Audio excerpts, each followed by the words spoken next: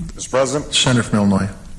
Mr. President, I advise first to offer strong words of support for the statement that was just offered by the distinguished senator from Massachusetts.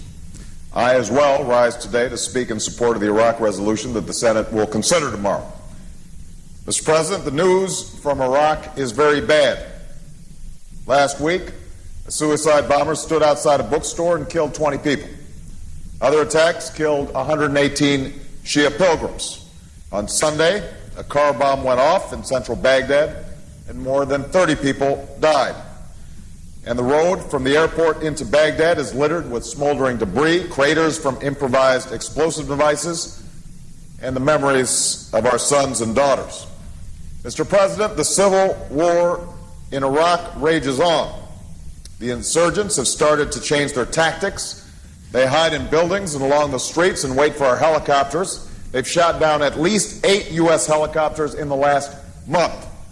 More of our soldiers are dying and coming home with their bodies broken and their nerves shattered, and a VA system completely unprepared for what they need to rebuild their lives. Mr. President, it is not enough for the President to tell us that victory in this war is simply a matter of American resolve. The American people have been extraordinarily resolved. They've seen their sons and daughters killed or wounded in the streets of Fallujah. They've spent hundreds of billions of dollars on this effort, money that they know could have been devoted to strengthening our homeland security and our competitive standing as a nation. The failure has not been a failure of resolve. That's not what's led us into chaos. It's been a failure of strategy, and it's time that the strategy change. There is no military solution, Mr. President, to the civil war that rages on in Iraq. And it's time for us to redeploy so that a political solution becomes possible. The news from Iraq is very bad, and it's been that way for at least 4 years. We all wish that the land the President and the Vice President speak of exists. We wish that there was an Iraq where the insurgency was in the last throes, where the people work with security, where the children play outside, where a vibrant new democracy lights up the nighttime sky. We wish for those things, but there's no alternative reality to what we see and read about in the news, to what we've experienced these long 4 years. I repeat, Mr. President, there is no military solution to this war. At this point, no amount of soldiers can solve the grievances at the heart of someone else's civil war. The Iraqi people, Shia, Sunni, and Kurd, must come to the table and reach a political settlement themselves. If they want peace, they must do the hard work necessary to achieve it. Our failed strategy in Iraq has strengthened Iran's strategic position, reduced U.S. credibility and influence around the world, placed Israel and other nations friendly to the United States in the region in greater peril. These are not the signs of a well-laid plan. It's time for a profound change. This is what we're trying to do here today. We're saying it is time to start making plans to redeploy our troops so they can focus on the wider struggle against terrorism, win the war in Afghanistan, strengthen our position in the Middle East, and pressure the Iraqis to reach a political settlement. Even if this effort falls short, we will continue to try to accomplish what the American people asked for last November. I'm glad to see, though, that this new effort is gaining consensus, and I want to commend Senator Reid for his efforts. He took the time to listen, so many of us from both chambers of Congress could help develop this plan.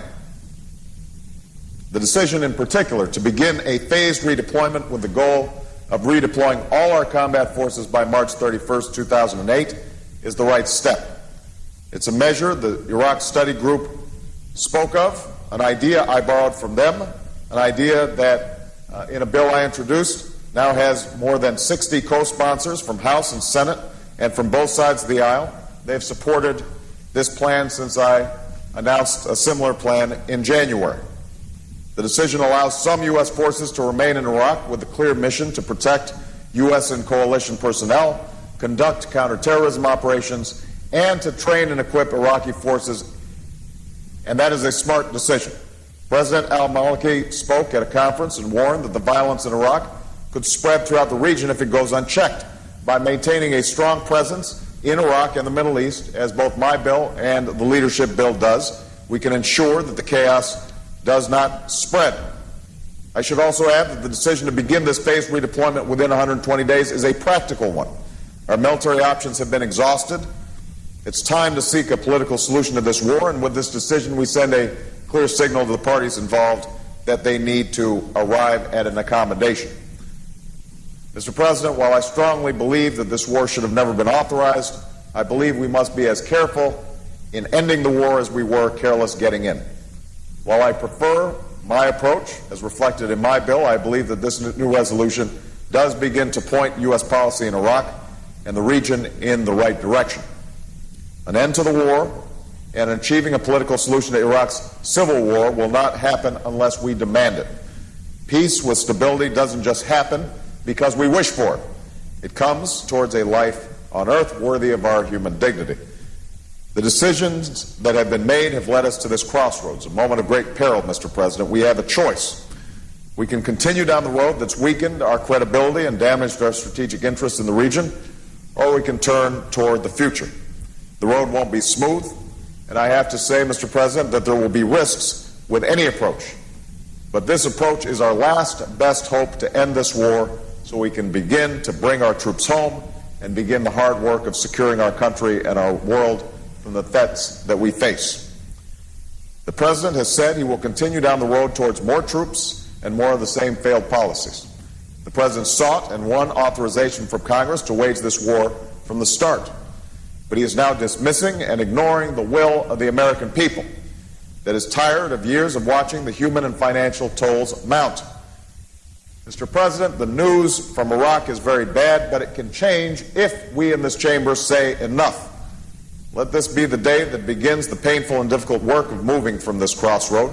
Let this be the day that we begin pulling towards the future with a responsible conclusion to this painful chapter in our nation's history. Mr. President, let this be the day when we finally send a message that is so clear and so emphatic that it cannot be ignored. Thank you, Mr. President.